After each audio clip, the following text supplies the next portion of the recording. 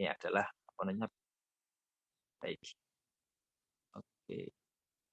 Saya mulai lagi. Assalamualaikum warahmatullahi wabarakatuh. Ini baru direkam mungkin akan bermanfaat nanti. Alhamdulillahirabbil alamin. Salatu wassalamu ala asrofil anbiya wal mursalin wa ala alihi wa sahbihi wa man tabi'ahum bi ihsan ila yaumil amma ba'du. Eh, Alhamdulillah ini apa namanya kita mulai dari kenapa dipilih surat Al-Bayyinah sebagai topik yang ingin saya bicarakan ya pada pagi hari ini. Pertama-tama saya bukan ahli di bidang tafsir ya, saya bahkan untuk disebut pembelajar saja mungkin belum belum tepat. Jadi saya ingin berbagi saja sebagaimana judul yang kita pilihkan untuk story morning ini. Al-Bayyinah di surat pertamanya a'udzubillahi minasyaitonirrajim lam yakunil ladzina kafaru min ahlil kitabi wal musyrikina munfakina hatta ta'tiyahumul bayyinah. Adalah sebuah ayat yang membuat saya mengernyitkan dahi ya, apa namanya?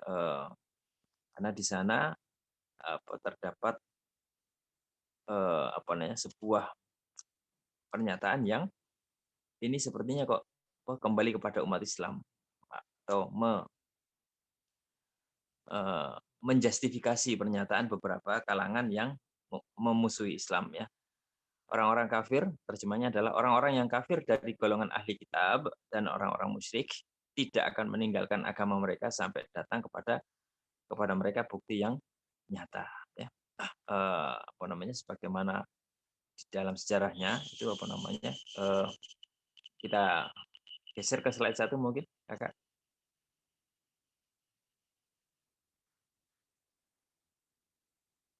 Baik, ada di situ di slide 1 kalau boleh dilewati, ini ada slide halaman 3.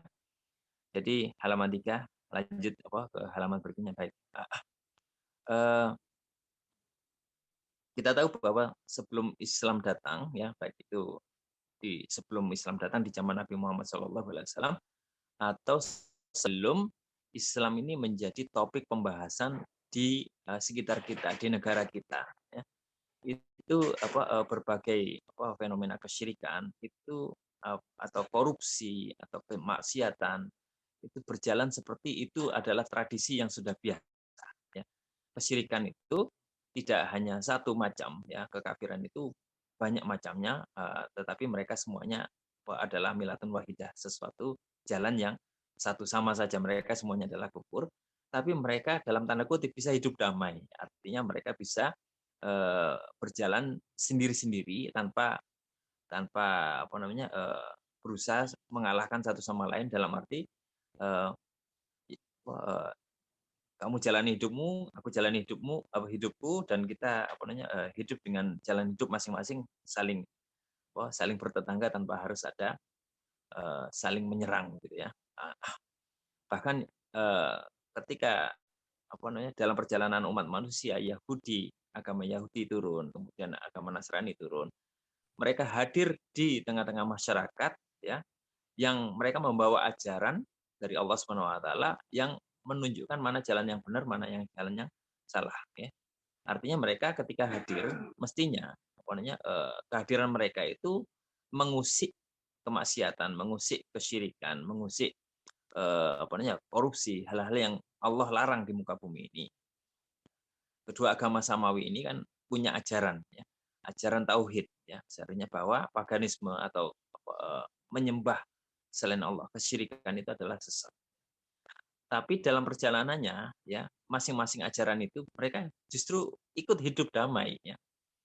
Seperti sekarang ini, kita kalau tarik contohnya di zaman kita saat ini ya, ketika apa namanya sistem di masyarakat kita itu apa namanya bercampur baur antara kebaikan dan keburukan ya.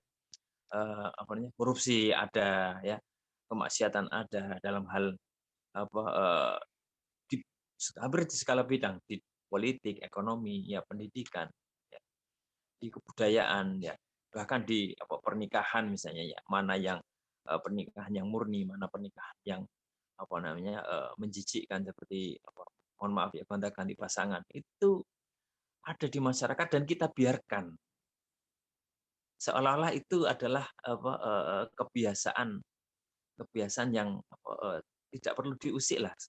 Itu wong yang melakukan toh suka sama suka. Ya, apa namanya? Kita tahu itu salah, tapi untuk menyalahkan, untuk membersihkan itu sesuatu yang membuat diri kita jatuh kepada resiko. Ya. Daripada kita ambil resiko itu, silakan sudah mereka berjalan dengan jalan yang hidup yang dipilih. Kita punya keyakinan agamis ya, tetapi kita hidup dalam kesendirian kita. Nah, ini kondisi masyarakat sebelum Islam datang, atau pada saat ini sebelum syariat itu dikemukakan. Ya. Hingga ketika Islam datang, ketika syariat itu mulai digaungkan, misalnya ini dua konteks ya, saya tarik zaman Rasulullah SAW dan ketika kita berada di zaman kita ini, itu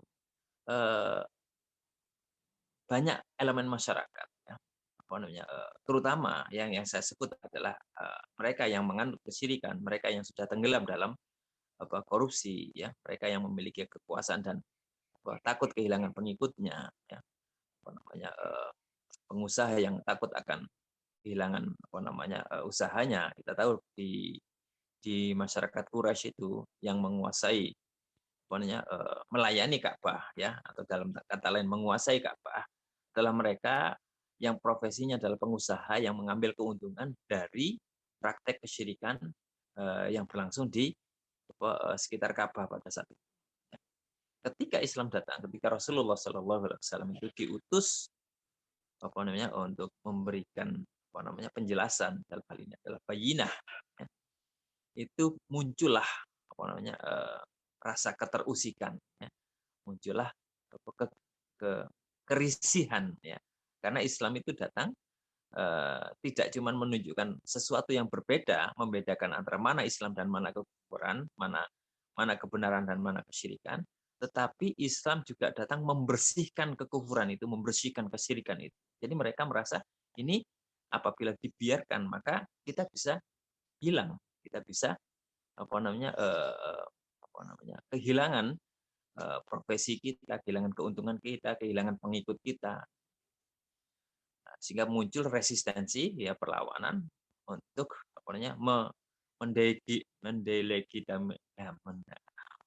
menghilangkan legitimasi Islam ya. Misalnya seperti jargon yang disebutkan di situ adalah jangan bawa-bawa agama ya. Kalau ngomong dalam urusan pendidikan, agama itu di ruang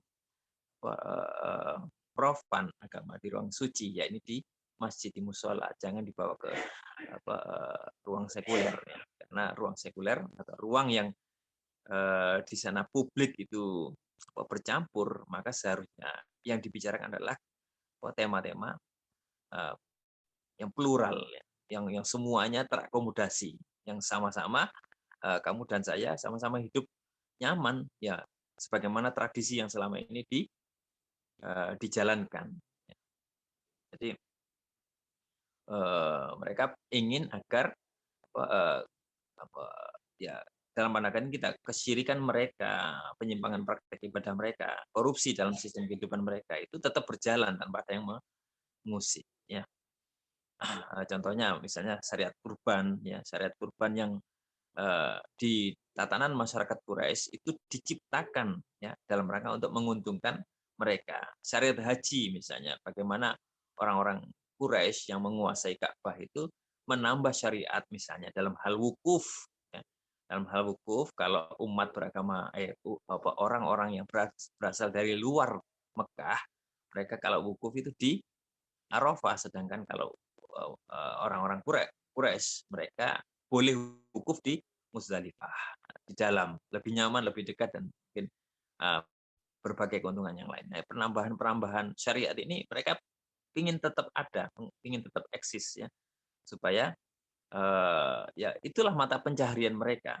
Atau bagi pemuka agama maka itulah pengikut mereka dengan adanya Islam yang membersihkan kembali jalan-jalan yang seharusnya diwarisi dari ajarannya Nabi Ibrahim alaihissalam, nah, maka itu membahayakan apa yang selama ini mereka ada-adakan. Nah, monggo kita kembali sebentar ke slide 1 nggih. Ini kami menyimak dari penjelasannya Ustadz Numan Alikan bahwa ada 3 setidaknya pemikiran yang muncul dari surat Al-Bayyinah ayat 1. Bahwa yang pertama adalah Bayyinah ini turun dan kemudian dengan adanya Bayyinah ini umat yang tadinya bergelimang kekafiran dan bergelimang kesyirikan ini tercerabut darinya sehingga mereka bebas merdeka menjadi umat yang murni, menjadi umat Islam ya, yang sesungguhnya ya. Sehingga mereka meninggalkan kekafiran dan meninggalkan kesyirikan. Kemudian ada pemahaman yang kedua ya. Karena pada kenyataannya ya umat yang sama yang didakwai oleh Nabi itu justru masih banyak yang kafir, masih banyak yang syirik, bahkan mereka menentang kenabian sebagaimana turun-temurun pernah terjadi di Bani Israel. Ya. Sehingga memahami ayat ini adalah meskipun turun Bayyinah, justru ya lam yakunil ladzina kafaru min ahlil kitabi wal musyrikina munfakina hatta, jadi mereka tidak akan lepas dari kekufuran, dari kesyirikan ya, meskipun turun kepada mereka Bayyinah. Di dalam penjelasan Ustaz Numan Alikan itu hatta kalimat hatta itu berperan sebagai usul ta'ajud. Kemudian yang ketiga, ini fenomenanya ya, bahwa setelah turun Bayyinah, setelah jelas ya mana kebatilan, mana kebenaran, mana kesyirikan, mana keimanan, ketauhidan, maka akan terpisah ya, akan memisahkan diri orang-orang yang memilih tauhid dari syirik, orang yang memilih iman dari kafir, terpisah satu dari yang lainnya. Tiga pemahaman ini kita coba dalami satu persatu. Mohon izin loncat 2 slide belakang. Oke. Baik. Nah, maaf sebelumnya. Oh iya, satu betul yang ini. Baik, ini sudah kami ya. Bahwa Bayyinah ini tentunya karena Allah tidak menginginkan ya kebaikan itu menjadi sesuatu yang samar.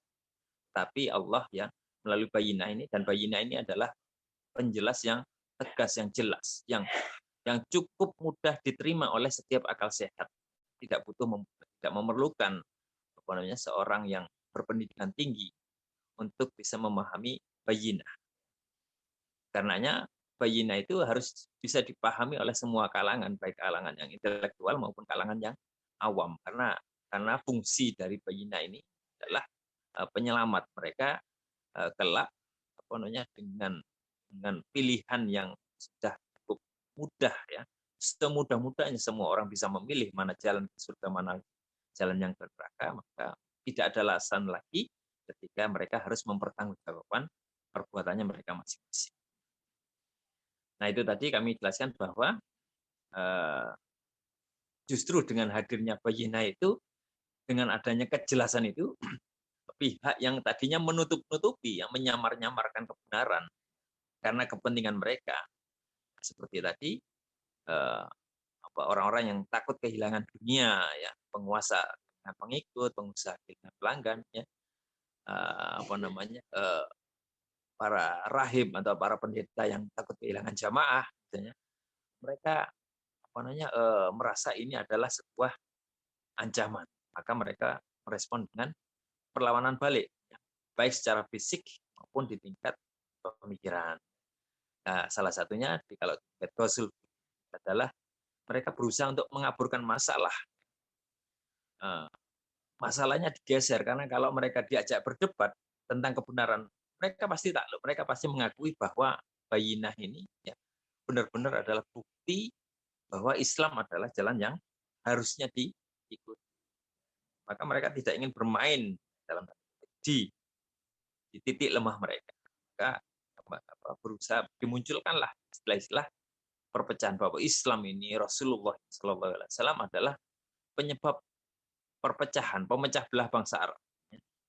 Padahal yang terjadi adalah setelah adanya bayinah, orang-orang itu hijrah meninggalkan keburukan kan gitu ya. Jadi setelah kita tahu mana yang benar, kita kan pindah kepada yang benar. Nah, yang buruk, yang lama ditinggalkan. Orang-orang yang lama yang tetap memilih jalan yang lama, mereka mengatakan bahwa ini adalah sebuah perpecahan. Baik, lanjut ke slide selanjutnya. Nah, di tiga penjelasan yang menafsirkan ayat 1 tadi, yang pertama adalah bayinah itu memisahkan umat dari kekafiran dan kesyirikan. Kenapa? Karena bayinahnya dalam hal ini siapa bayinah itu? Bayinah itu adalah Rasulullah minallah yaslu suhufam mutahhar. Jadi Rasul dan kitab suci, ya lembaran-lembaran suci yang diturunkan untuk kita sekaligus kedua-duanya, baik Rasulnya maupun Al-Qur'an. Ini adalah menunjukkan siapa atau apa yang Allah berikan bagi dua-duanya satu. Rasulullah Shallallahu Alaihi Wasallam itu datang mendakwahkan bahwa Allah itu satu, Allah itu esa, tidak ada duanya. Dan memang logikanya Tuhan itu harus satu. Dan kondisi masyarakat pada saat itu sudah berlangsung cukup sekian lama, ya, dalam tradisi yang meyakini bahwa Tuhan itu harusnya banyak. Nah, ini sebuah ayat yang dulu saya merasa heran sendiri. Kenapa? Karena orang Quraisy ya, mereka itu heran, mengapa ya? Mengapa iya? Jadi Rasulullah menjadikan Tuhan-Tuhan itu Tuhan yang satu saja.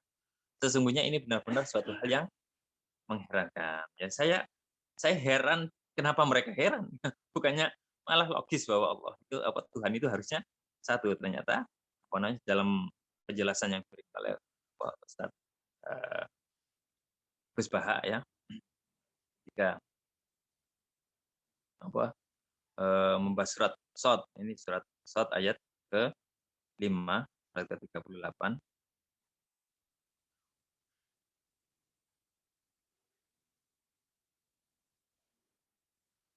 A'udzubillahi minasyaitonir rajim.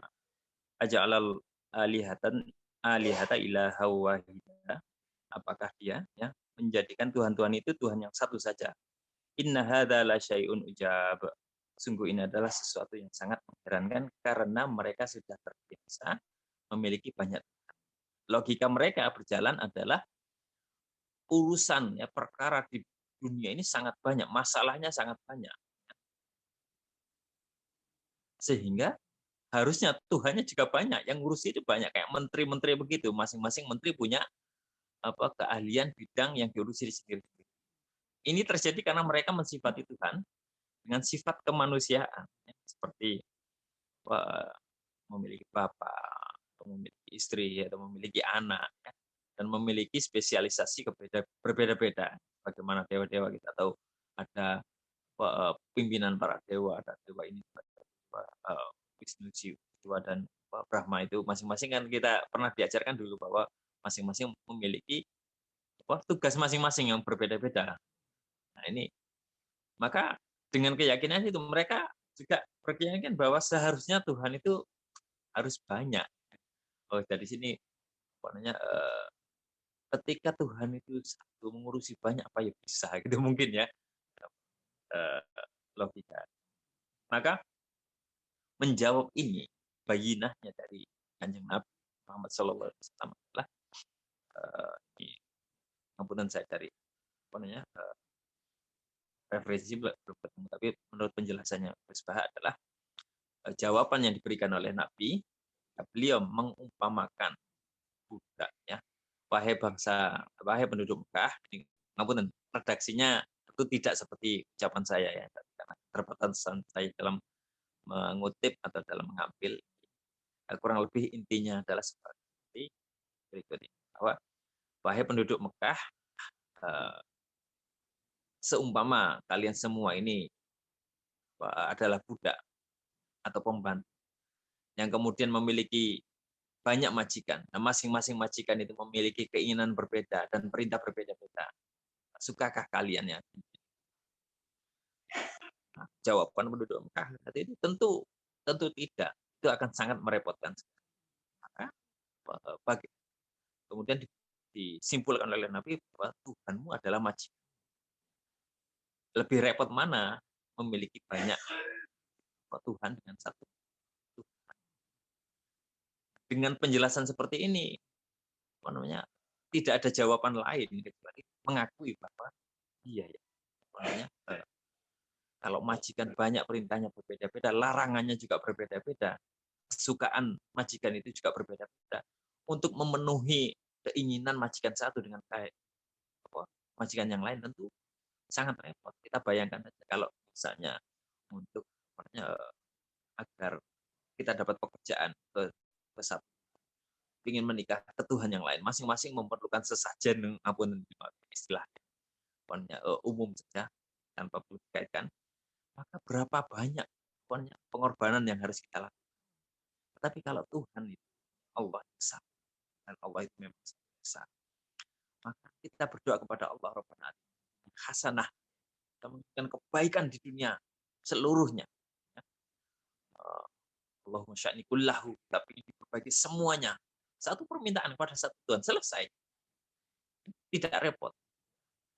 Tapi kalau masing-masing membutuhkan syariat begini, syariat begitu, maka kita harus memenuhi satu persatu. Dan kalau ada yang luput, maka urusan itu bisa-bisa tidak diridhoi, susah. Nah, ini cukup jelas ya penjelasan dari Nabi dengan kalimat yang singkat tapi cukup mengena. Kemudian dari sisi yang lain, ketika Rasulullah melanjutkan dalam bahasan yang sama, sekarang dibalik. Tadi menjadi budak, sekarang menjadi majikan. Bagaimana seumpama kamu memiliki budak, kamu beli dengan uangmu, dan kamu beli makan dengan uangmu, kamu beli pakaian dari harta yang kamu miliki, kemudian dia bekerja, kemudian di akhir pekerjaannya dia menyerahkan hasil pekerjaannya itu ya, kepada majikan yang lain. Apakah kamu suka? Ya kami tidak suka jawabannya. Kami tidak suka memiliki budak yang apa buruknya kita ketika kita beri rezeki dari Allah. Tidak ada yang bisa memberi rezeki kecuali Allah. Kemudian kita berikan persembahan kita, ibadah kita kepada zat, kepada sesuatu yang tidak memberi rezeki kepada kita. Tidak ada sangkut pautnya dengan keberadaan kita di dunia. Apa buruknya perilaku yang seperti itu? Kurang. Apakah kita suka dengan seperti itu? Tentu.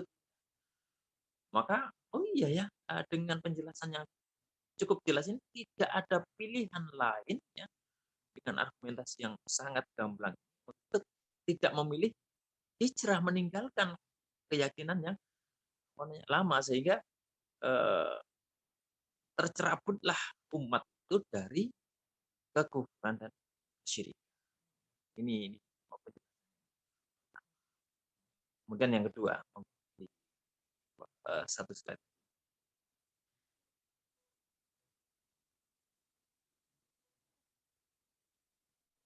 Mohon dipindah ke slide berikutnya. Yang kedua. Baik. Nah, ada yang berpendapat bahwa meskipun Bayyinah turun, ya kenyataannya orang kafir masih banyak. Orang yang menentang justru muncul, ya. Sehingga ayat tersebut dimaknai tidak akan berpisah orang kafir dari kekafirannya, dari kemunafikannya, meskipun diberikan kepada mereka Bayyinah. Jadi justru Bayyinah itu menunjukkan sifat aslinya mereka, sifat orang-orang kafir. Ketika mereka dulunya satu, bahkan ya, di masa muda Rasulullah SAW, namanya bagaimana paman-paman beliau itu bergembira dengan kehadiran lahirnya, sampai membebaskan. Tetapi kecintaan beliau itu kecintaan duniawi, kecintaan yang ketika itu diuji dengan bayinah, dengan kebenaran, maka berubah ya, menunjukkan keasliannya. Buktinya ketika Rasulullah sebelum diutus menjadi Rasul, masyarakat itu menjuluki beliau dengan gelar-gelaran yang baik, memberikan kepercayaan, menitipkan harta-harta mereka, menjadikan beliau sebagai penengah ya, solusi permasalahan umat. Ini kan misalnya adalah peristiwa peletakan Hajar Aswad. Tapi ketika solusi yang diberikan beliau kemudian setelah datangnya Islam adalah dengan meninggalkan kesyirikan, mereka tidak, mereka menolak dan berbalik memusuhi, menegasikan, menentang seluruh kebaikan yang sebelumnya mereka akui sendiri. Ini sifat aslinya itu muncul.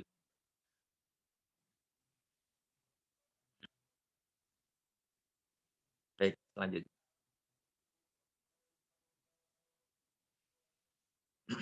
Nah, di penjelasan yang ketiga adalah eh, bayinah itu menyebabkan pemisahan dalam dalam pengertian di awal tadi ya, yang dituduhkan oleh orang-orang kafir adalah menyebabkan perpecahan. Ini karena sebelumnya orang-orang kafir mereka hidup dalam fanatisme kesukuan. Mereka menganggap bahwa tidak ada ikatan yang paling kuat, ikatan selain ikatan darah. Mereka menganggap ini ikatan yang harus dijunjung tinggi. Mereka itu sampai bersetia kawan untuk membela saudaranya baik salah maupun benar dengan cara apa namanya membela darah, yang artinya ikut mau berperang demi saudaranya yang sedarah meskipun dia salah dalam rangka memerangi musuhnya walaupun mereka.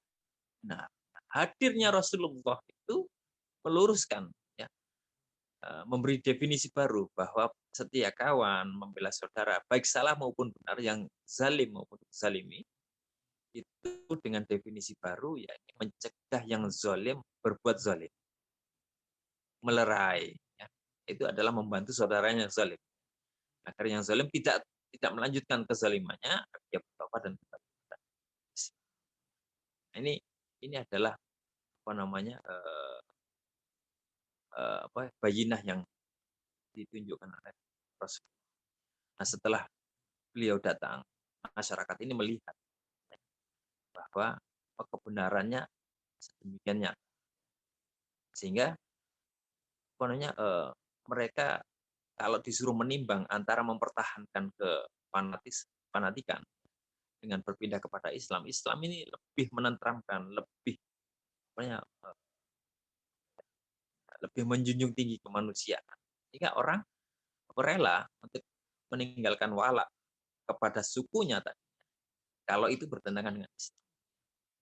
Mereka mau hijrah dari kampung halamannya, meninggalkan rumahnya, hartanya, keluarganya, kalau memang harus untuk membela Islam. Karena mereka sudah melihat, bahasa Jawa itu cetawelo, sudah terang benderang seperti matahari di siang, bahwa inilah yang hak.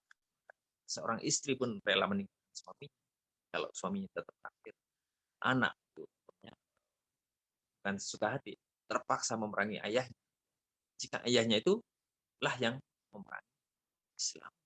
Jadi perpisahan yang terjadi karena bayinah adalah sesuatu yang harus terjadi karena bukan karena Islam mau menghendaki perpecahan, tetapi karena yang tidak menerima bayinah mereka berbalik memusuhi Islam.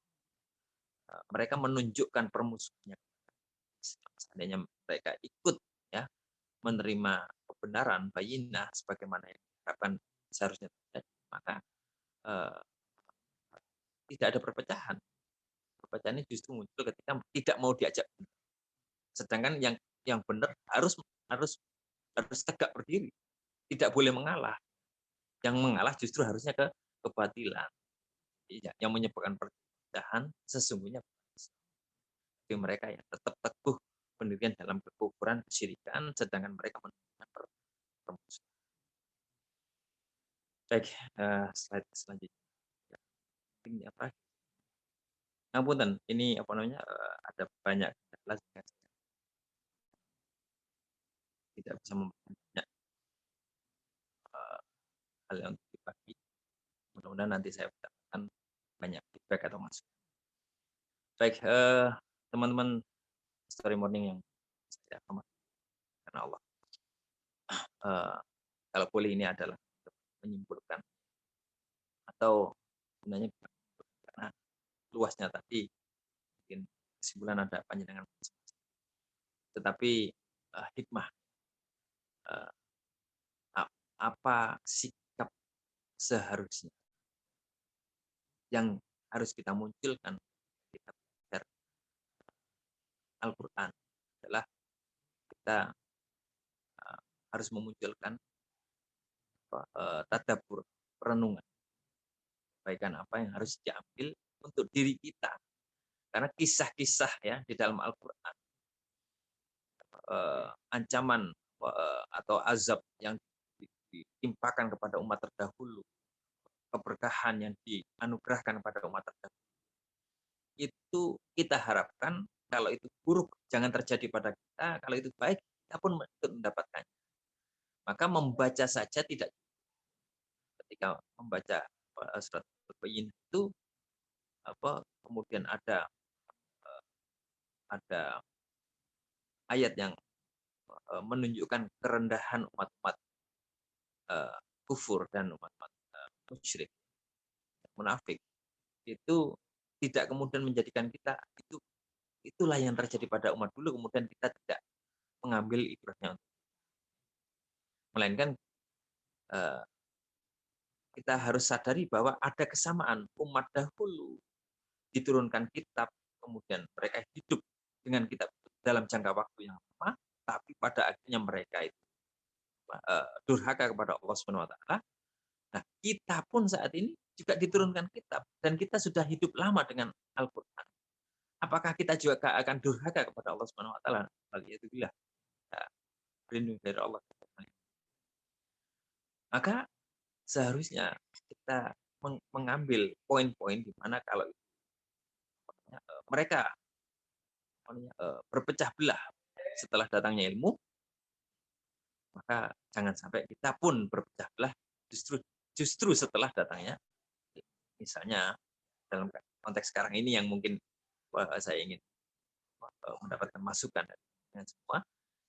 Selama ini kita belajar tentang Islam dari satu guru misalnya, dan saat bertemu dengan Muslim yang lain, yang belajar dari guru yang lain memiliki syariat berbeda, artinya memiliki fikih yang berbeda, tiba-tiba kita ini saling bertengkar, tiba-tiba kita ini berdebat, saling menyalahkan, saling merendahkan. Padahal dulu ya bahkan anggaplah saat kita belum mengaji itu sama-sama baikan ya. Tapi justru setelah mengaji, setelah mendapatkan ilmu, kita ini menjadikan ilmu kita alat untuk uh, menjatuhkan yang lain, meninggikan diri kita. Bahwa saya ini loh dengan ilmu saya adalah yang benar, yang berhak mendapatkan rahmat dari Allah, berhak mendapatkan surga. Saya ini adalah kelompok yang terpilih dari Ahlussunnah wal Jamaah di antara 10 sekian golongan. Itu saya lah yang namanya Ahlussunnah wal Jamaah. Sedangkan yang lain bukan.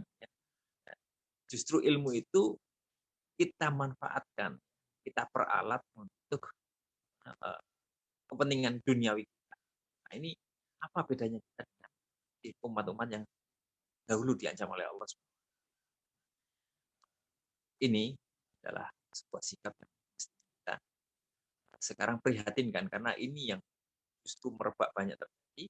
Kalau umat berpecah justru setelah datang itu, kok kenapa kita juga jatuh pada hal ini? Ingat teman-teman bahwa selama kita berpecah, maka selama itu pula kita lemah. Selama kita lemah, musuh kita akan mengambil sesuatu yang berharga milik.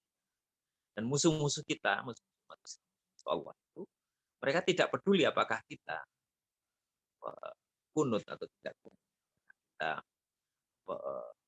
salafi atau bukan salafi. Mohon maaf, ini saya mengambil contoh, tidak bermaksud untuk apa namanya menunjuk tertentu, tapi sekedar memberikan contoh betapa banyak perbedaan di antara kita yang musuh-musuh Islam tidak peduli apakah kita bermazhab ini atau bermazhab yang lain.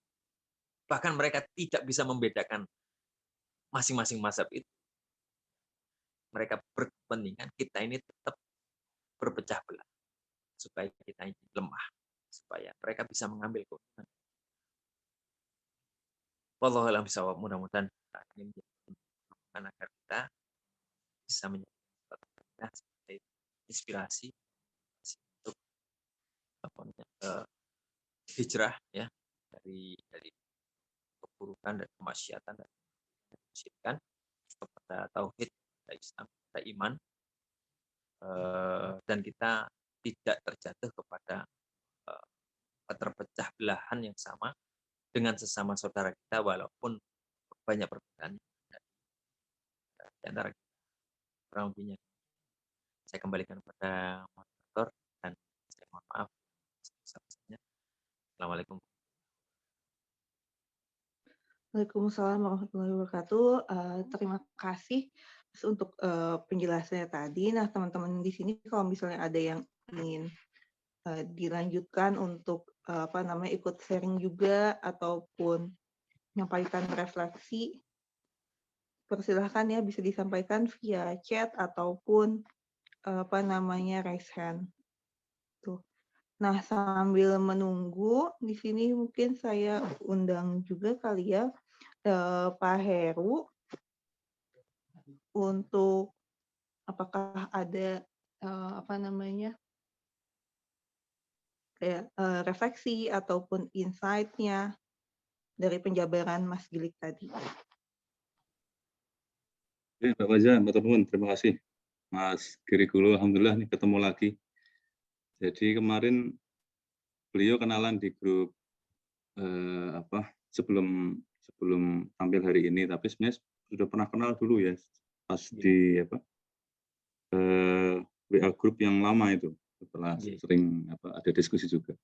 Ini matur nuwun sangat, terima kasih sekali Mas Girik Guru. Jadi saya yakinkan sebaiknya jenengan tidak hanya kali ini ya. Jadi nanti masih ada sesi berikutnya, nanti entah kapan nanti penjadwalannya bisa dengan Mbak Faiza atau Mbak Siti atau Mbak Nifa atau yang lain. Karena kan kita sama-sama sebagai murid di sini, jadi sebagai pembelajar, insya Allah kita sudah, tadi Mas Gilik luar biasa tawaduknya, bahkan sebagai pembelajar pun belum memenuhi syarat katanya. Jadi ini saking tawaduknya beliau aja. Jadi ini saya luar biasa. Jadi ini menarik ya, dan memang kita sama-sama menampilkan hasil belajar kita atau sharing dari hasil belajar kita di forum Story Morning ini, memang wadah untuk itu. Jadi ini enak sekali untuk kita latihan dan kita sharing ya. Terus tadi Mas Gilik bilang ya kadang-kadang kita ketemu dengan orang yang bilang jangan bawa-bawa agama gitu. Nah ini kadang-kadang ini juga lucu karena Ustadz Nukman kan pernah menjelaskan bahwa sholat itu ya kadang-kadang kita merasa sebagai abdi. Jadi Allah sebagai pencipta kita, sebagai Rob kita, terus kita sebagai abdu hanya pada saat padahal kan kita sebagai abdi ya setiap waktu gitu. Jadi kalau ada orang bilang jangan bawa agama itu seakan-akan kok nyuruh kita kamu berhenti dulu jadi abdi. Ya padahal jadi abdi itu kan setiap saat. Tapi ini luar biasa dari Mas Gilik, jadi lancar walaupun juga ditonton oleh Mbak Dewi ya, ditonton oleh tantenya. Nah ini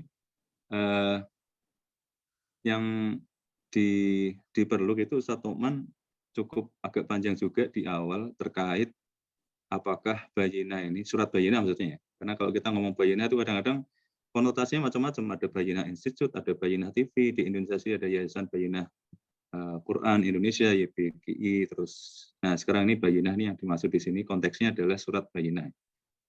Nah, Ustadz Thomas sendiri membahas tentang ini turun di mana sebenarnya? Turun Makkiyah atau Madaniyah gitu kan. Apakah ini di Makkah turunnya atau turunnya di Madinah. Ini dibahas dulu di awal nih cukup. Karena memang menarik ya. Jadi kalau kita lihat referensi-referensi yang ada itu arahnya ke Madani kan. Ya ulama sendiri kan ada dua ya, ada yang Makki, ada yang Madani. Terus di aplikasi Al-Quran Tafsir and by Word yang direkomendasikan Ustadz Nu'man, di situ juga Madani. Gitu. Terus di tanzil.net yang Kang Irfan itu juga salah satu referensinya ada di Tanzil itu menyebutkan surat Bayyinah ini Madani juga. Saya cek juga di tafsir Ibnu Katsir kemarin ya. Kemarin saya cek di tafsir Ibnu Katsir itu Madani juga. Jadi ini menarik. Sedangkan Ustadz Nu'man cenderungnya ini adalah late makan. Jadi turun di Mekah tapi di akhir-akhir periode Mekah. Kalau salah satu argumen yang cukup kuat itu sebenarnya ada di hadis Sahih Bukhari yang bercerita tentang bagaimana Allah meminta Rasulullah membacakan lam yakunil ladzina kafaru al-ayah ini ke Ubay bin Ka'ab. Terus Ubay itu saking bergetar ya dikasih informasi itu sampai nanya ke Rasulullah, ini benar Allah menyebut namaku. Rasulullah konfirm bahwa nama Ubay itu disebut oleh Allah. Jadi ingin supaya ini dibacakan ke Ubay. Nah, Ubay nangis saat itu karena saking dahsyatnya gitu ya berita dari Rasulullah bahwa Allah ingin Rasulullah membacakan lam yakunil ini kepada Ubay bin Ka'ab. Dan kita tahu Ubay dari kalangan kaum Ansor, ya kan? Kaum Ansor berarti di Madinah. Berarti surat ini ya, dari situ ada yang terus berpendapat bahwa ayat ini turunnya di Madinah. Tapi sebenarnya juga kalau kita mikir-mikir lagi, Allah menginginkan Rasulullah membacakan ayat ini kepada Ubay. Itu kan tidak langsung juga berarti bahwa ayat ini pertama kali turun adalah di Madinah. Kan bisa jadi ayat ini juga pernah turun di Mekah, cuman ayat ini Allah ingin Rasulullah membacakan ayat ini ke Ubay bin Ka'ab. Jadi kan juga tidak langsung berarti bahwa ayat ini turunnya saat itu juga. Pertama kali turunnya saat itu. Karena juga ini hadisnya hadis sahih dan saya sudah cek juga di Bukhari, hadis sahih Bukhari dan memang redaksinya seperti itu, tapi di redaksinya itu tidak disebutkan bahwa lam yakunil ya turunnya pertama kali saat itu, nggak disebutkan itu. Jadi ini juga membuka peluang, membuka celah bahwa belum tentu juga turun pertama kalinya lam yakunil itu di Madinah. Jadi saya juga dengerin Gus Baha juga yang jelas-jelas saya juga punya Qur'annya Gus Baha ya, Qur'an yang di tasih dan juga di review dan juga itu di bagian awalnya juga disebutkan Qur'an Al-Bayyinah ini turun di Mekah. Dan saya juga ada dua video Gus Baha itu yang saya dengarkan juga beliau memang menyebutkan ini Makkiyah. Jadi sama dengan Ustadz Nu'man, pendapatnya bahwa Al-Bayyinah ini turunnya di Mekah. Jadi ini pertama kali yang sudah menarik dulu gitu ya, menarik terkait di mana turunnya Bayyinah ini. Terus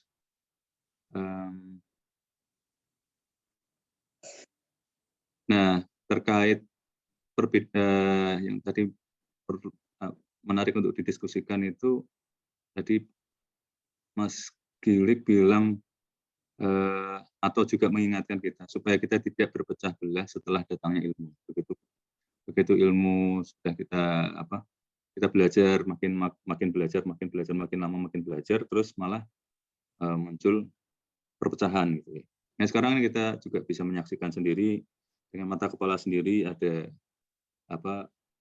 cenderung perpecahan ini sebenarnya agak disayangkan ya karena kan para sahabat dulu di zaman Rasulullah bahkan apakah Al-Fatihah itu apakah basmalah atau Bismillahirrahmanirrahim itu termasuk Fatihah? Itu dulu juga para sahabat juga berbeda tapi santai gitu. Jadi kadang yang mungkin umat Islam perlu belajar saat ini adalah menyikapi perbedaan yang kecil-kecil itu gitu. Jadi kadang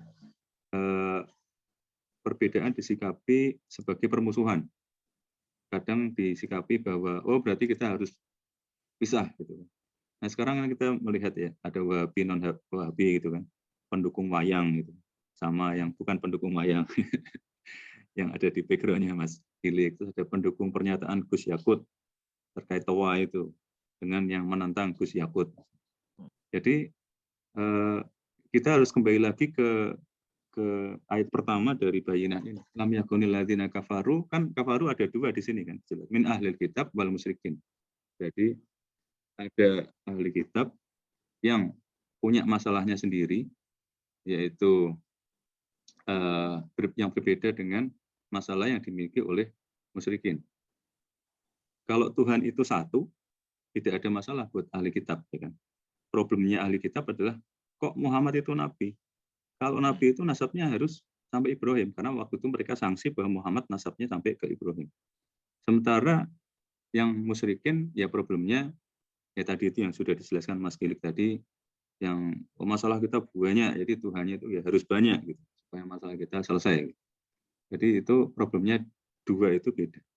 Nah, ketika kita kembali ke situ, maka sebenarnya perbedaan-perbedaan yang kecil itu sebenarnya kita harus sikapi secara santai aja. Bismillah ada di awal Fatihah atau tidak, ya para sahabat dulu juga santai. Karena sudah terbebas dari dua masalah itu kan. Jadi mereka tidak masalah bahwa Tuhan itu satu. Terus yang kedua mereka tidak masalah bahwa Muhammad adalah Rasulullah Shallallahu Alaihi Wasallam. Selama itu masih sama, seharusnya perbedaan yang lain-lain itu kecil. Jadi itu yang akhirnya sekarang ini, ya termasuk mungkin di komunitas ini, kalau misalnya ada, saya belum melihat ada konflik yang disebabkan oleh yang itu tadi, tapi ketika itu misalnya ada, ya kembalinya ke Bayyinah ayat 1 kan. Jadi masalah nggak kalau Tuhan itu satu? Nggak ada masalah. Masalah nggak kalau Muhammad itu Rasulullah SAW? Nggak ada masalah, udah beres. Jadi yang lain-lain itu bisa kita selesaikan. Termasuk bahkan kadang-kadang kita bisa juga diserang gitu ya, ketika misalnya mencium Hajar Aswad. Itu orang Islam katanya nggak boleh menyembah batu. Itu ternyata malah batu dicium-ciumi kayak gitu. Nah, padahal Umar radhiyallahu an sendiri pada saat mencium batu kan bersaksi dulu kan. Jadi kayak disclaimer ya, seperti Mas Giri juga tadi di awal pakai disclaimer. Kamu itu tidak bisa nih, Umar ya, bilang kepada Hajar Aswad, kamu itu cuma batu, terus tidak bisa mendatangkan manfaat, tidak bisa mendatangkan madorot, terus ketika aku melihat Rasulullah mencium kamu, ya aku ikut mencium kamu, karena itu aja gitu. Kalau tidak karena itu, kamu tidak pernah akan aku cium gitu kan. Jadi deklarasi itu sesuatu yang penting. Atau ucapan ketika kita melakukan sesuatu adalah sesuatu yang penting. Termasuk juga ketika kita sujud. Itu kan itu umat Islam ternyata sujud ke sajadah misalnya.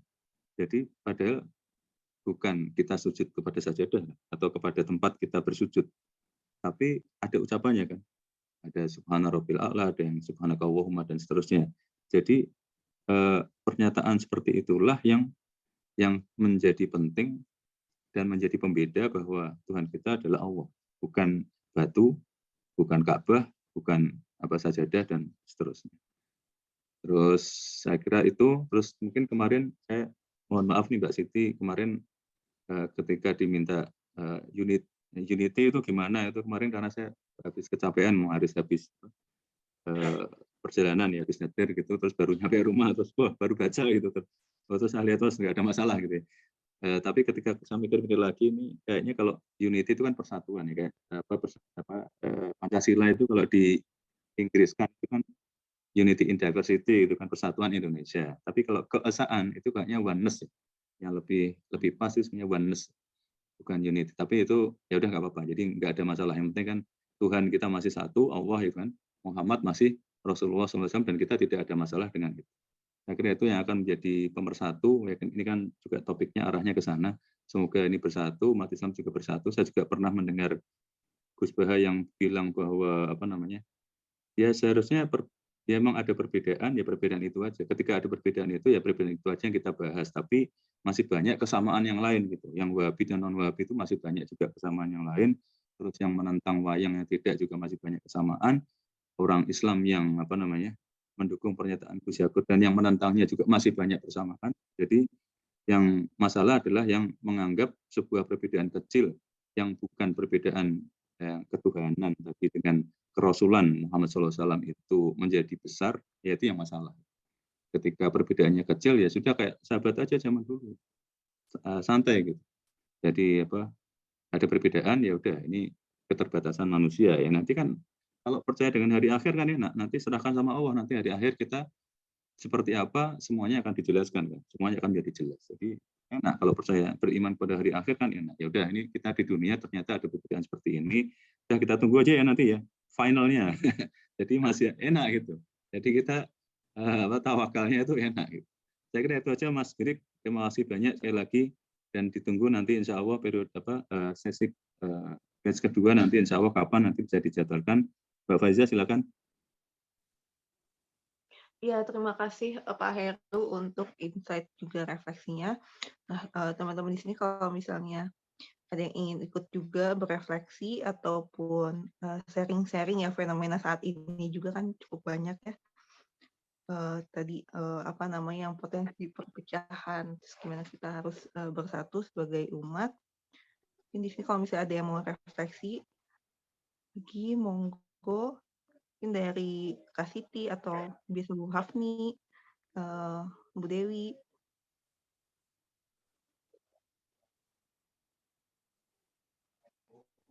Lagi yang ingin menyampaikan refleksi?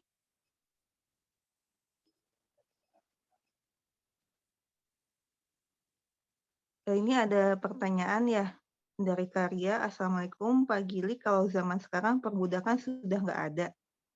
Atau mungkin ada tapi nggak seumum dulu. Sementara masih banyak baik yang golongan muslim melakukan praktek kesyirikan.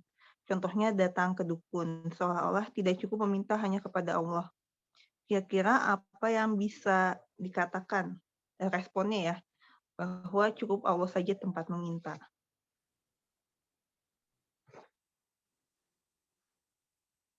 Baik, ini pertanyaannya tentang metode dakwah. Iya, metode dakwah. Ya, bahwa kita memang punya kewajiban untuk bisa. Suaranya putus-putus lagi. Oh, gitu. Baik, pertanyaannya kan tentang metode atau pendekatan dakwah ya, bahwa kita yakini bahwa kita punya kewajiban dakwah. Man ra'a minkum munkaran falyughayyir dalam sati santi dalam saya. Kita punya kewajiban untuk menyampaikan kepada kemungkaran apapun itu di berbagai macam tingkatnya, karena memang seorang muslim bukanlah kaum yang santai-santai saja ketika melihat saudaranya ini menempuh jalan menuju ke neraka. Maka kita harus mengambil sikap atau peran untuk membantu saudara kita sebagaimana tadi kita contohkan, bantulah saudaramu yang didolimi ketika dalam konteks dua pihak yang berduel gitu ya. Tapi kalau dalam konteks kita melihat orang yang bermaksiat, maka kita basicnya punya kewajiban untuk dakwah. Nah, terkait dengan pendekatan apa yang harus dikatakan, apa yang harus dilakukan untuk orang yang melakukan kesyirikan, itu ini tidak bisa lepas dari pengamatan kita tentang kondisi orang tersebut.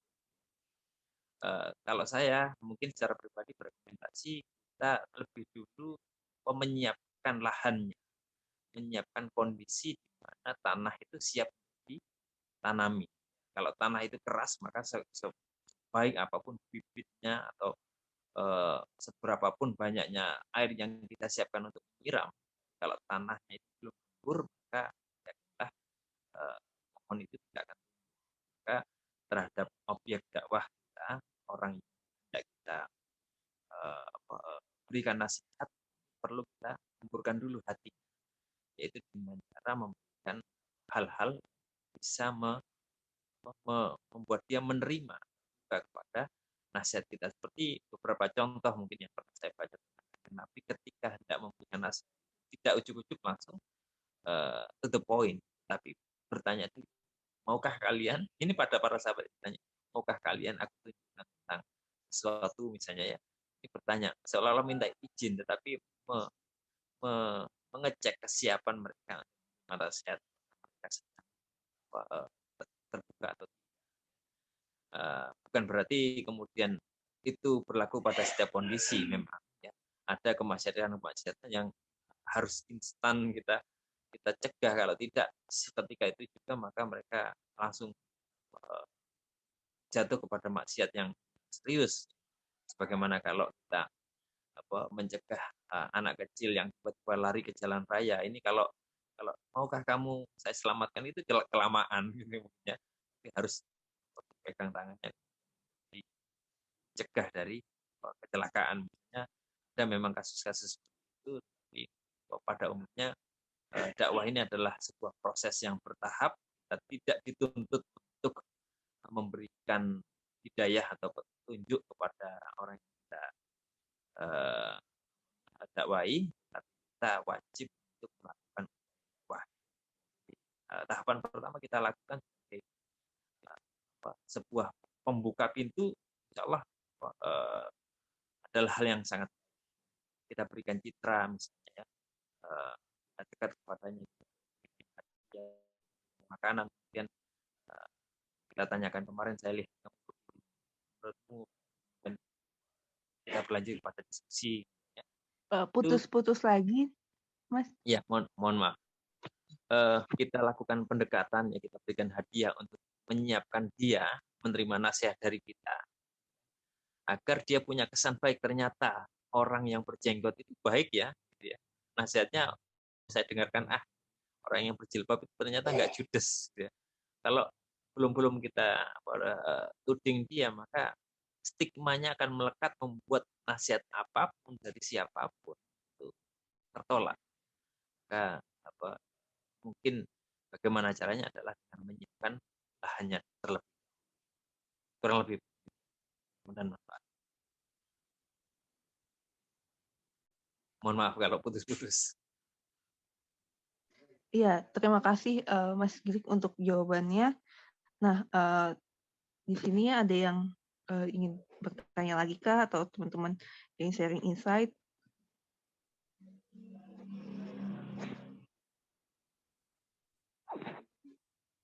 Mbak Faiza, maaf nih sedikit menambahkan. Ya, silakan Pak Heru. Yang ini pertanyaan ini juga, dan jawaban Mas Girik tadi juga karena sangat menginspirasi, artinya mengingatkan saya pada apa yang dijelaskan Ustadz Nu'man terkait tadi, mungkin sempat terpotong atau mungkin tidak sempat terungkap secara sempurna kenapa Ustadz Nu'man menganggap bahwa Bayyinah ini turunnya di lid makan di akhir periode Mekah. Itu alasan yang dikemukakan Ustadz Nu'man adalah seperti halnya surat Al-Ankabut ya, surat Al-Ankabut yang itu intinya adalah menyiapkan. Jadi sudah ada nasihat dari Allah kepada Rasulullah dan kepada para sahabat tentunya tentang apa yang perlu mereka persiapkan sebelum mereka ketemu ahli kitab di Madinah. Karena kan ahli kitab adanya di Madinah. Nah, jadi semacam persiapan gitu, preparation sebelum hijrah ke Madinah. Jadi itulah kenapa Ustadz Nu'man Al-Khan cenderung menganggap bahwa lam yakunil ini turunnya di periode akhir Mekah, karena Allah menginginkan supaya Rasulullah bisa bersiap-siap, punya mental preparation sebelum nantinya hijrah ke Madinah. Siapa yang akan dihadapi dan bagaimana menghadapinya. Kalau di Al-Ankabut itu jelas-jelas ada nasihat supaya tidak berdebat dengan ahli kitab gitu kan. Di Al-Ankabut surat ke-29 ayat 46. Jadi semacam ada persiapan untuk ketemu dengan ahli kitab nantinya di Madinah. Nah, demikian juga Mas Girik tadi juga terkait dakwah ya, metode dakwah dan sebagainya, memang perlu kalau memang situasinya bukan situasi yang urgent, bukan situasi yang harus ada action langsung gitu, follow up, direct follow up itu, ya itu berarti bisa dilakukan persiapan. Karena kalau contoh-contoh yang tadi juga Mas Girik sudah nyinggung, termasuk juga Salman Al-Farisi dan sebagainya, itu yang pernah saya simpulkan sendiri ya dari hasil belajar saya adalah be a friend before remind gitu kan. Jadi teman dulu sebelum mengingatkan. Jadi nggak pernah ngobrol terus atau mungkin kalau biasa ada budaya traktir yang sehat gitu ya. Traktir juga nggak pernah gitu, terus tahu-tahu langsung sending a reminder ya itu jadi aneh. Jadi langsung ditolak gitu kan. Jadi kayak ya walaupun menyampaikan tapi tetap ada seninya, tetap ada kita juga mengikuti bahasa dalam tanda kutip ya termasuk budaya yang ada. Terus bagaimana menjadi teman kan juga penting. Jadi kan bagus ketika mereka yang masih berbuat syirik seperti itu masih menganggap kita sesuatu atau seseorang yang bisa diajak ngomong gitu kan. Sehingga ketika nantinya minta nasihat atau minta view dari kita gitu, menurutmu gimana gitu kan. Nanti kita bisa memberikan masukan yang enak, terus mendaratnya itu kayak kalau seperti pilot yang mendaratkan pesawat dengan no skew gitu ya, yang benar-benar mulus, benar-benar serasa nggak kena benar-benar halus lah ya, benar-benar halus itu enak jadinya. Jadi akhirnya mungkin lebih efektif dakwahnya sehingga mungkin bisa membuat mereka berpikir. Dulu saya juga pernah dulu saya di Semarang itu ada di kampung tetangganya itu banyak yang Chinese ya, yang Tionghoa, terus ada yang pernah masuk Islam itu gara-gara dia tuh suka masang itu nomor gitu kan. Terus masuk Islam itu ketika saya ngobrol-ngobrol dia tertarik karena kayak kalau doa itu wah habis sholat terus doa itu kayaknya deket banget sama Allah gitu. Dan 5 kali sehari lagi minimal gitu kan. Jadi mungkin kalau diminta nomor yang keluar nomor berapa itu mungkin manjur gitu.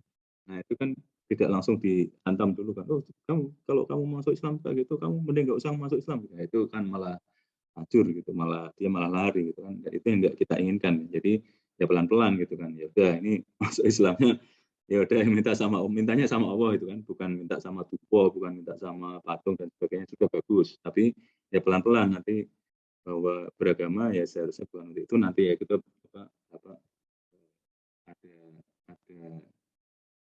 tahapan-tahapan yang mesti kita lalui supaya tidak jeglek ya, supaya tidak tahu-tahu terus mereka malah berbalik tidak beriman kepada Allah. Ya, itu aja Mbak. Terima kasih Mas Kirik. Ya, terima kasih Pak Heru. Nah, teman-teman jika ada hal yang ingin ditambahkan ataupun ditanyakan, monggo kita masih ada waktu sekitar 10 menit lagi.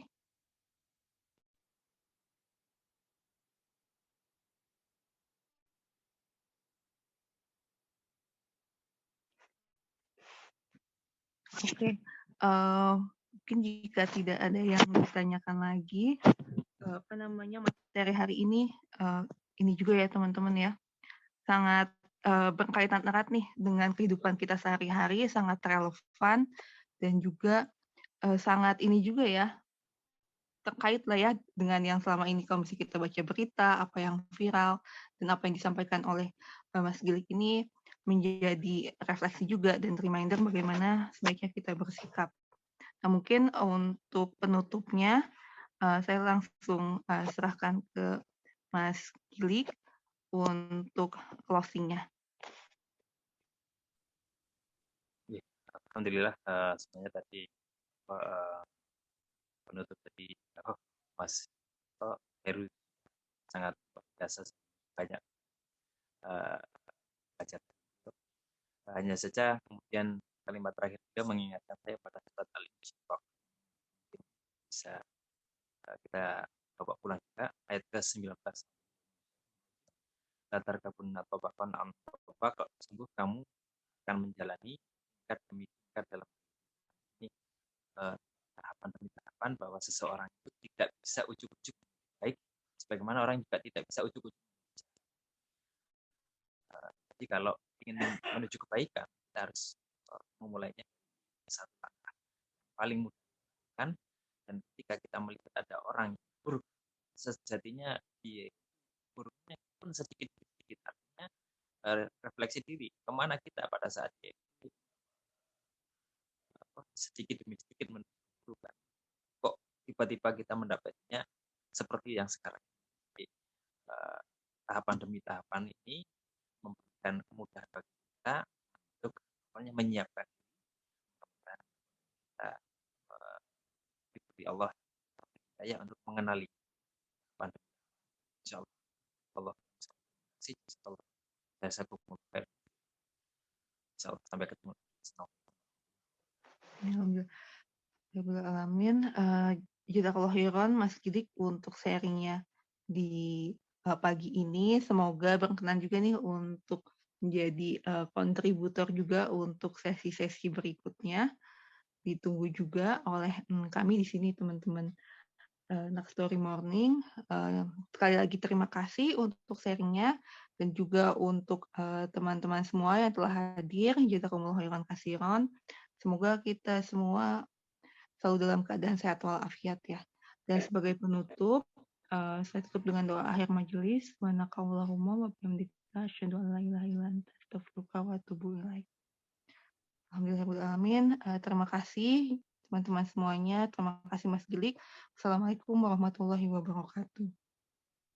Waalaikumsalam warahmatullahi wabarakatuh. Terima kasih, Mas.